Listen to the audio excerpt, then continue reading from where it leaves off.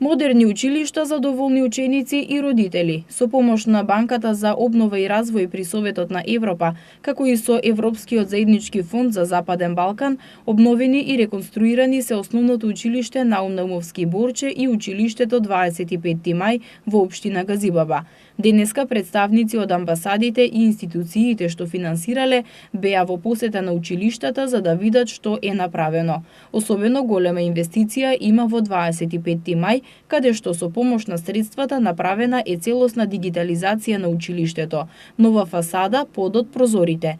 Директорот на училиштето рече дека она што недостасува се дигиталните помагала. Денес нашето училиште е поинаков поглед има, во кој воспитниот образовен процес се реализира со европски стандарди и од сега натаму нашето училиште е дигитално училиште, заблагодарувајќи ја општината, градоначалникот кој го поддржуваше проектот Дигитално училиште знаето нема граници, од прво до 9 оделение сите кабинети се со смарт табли интерактивни.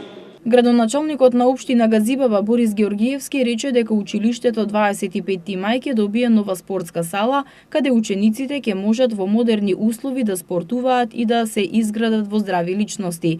А исто така градоначалникот најави проект за учебната 2019-2020 година за училиштето Крсте Петков Мисирков.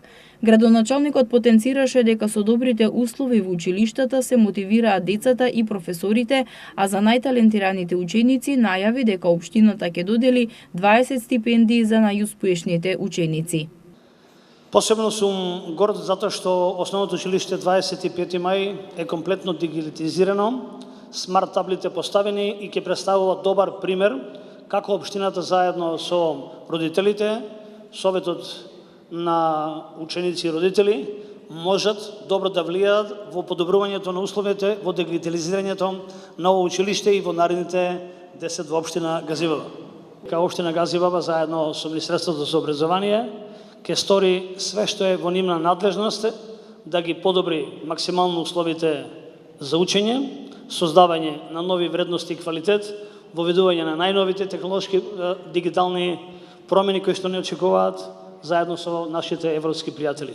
Министерката за образование и наука Рената Десковска информираше дека инвестирањето во подобрување на условите во образованието, добрите училници, лаборатории, простор за рекреација и интеракција со другите ученици директно влијае на подобрувањето на постигнувањата на учениците. Тие треба да бидат простории во кои учениците ќе може да се развиваат, во кои ќе сакаат да го минуваат своето време, простор во кој наставниците ќе се чувствуваат почитувани и пријатно на своето работно место. Добрите училници ќе бидат и мотивација за поголем ангажман и на наставниците и на учениците во зголемувањето на квалитетот на наставниот процес и подобрување на резултатите од учење кај учениците.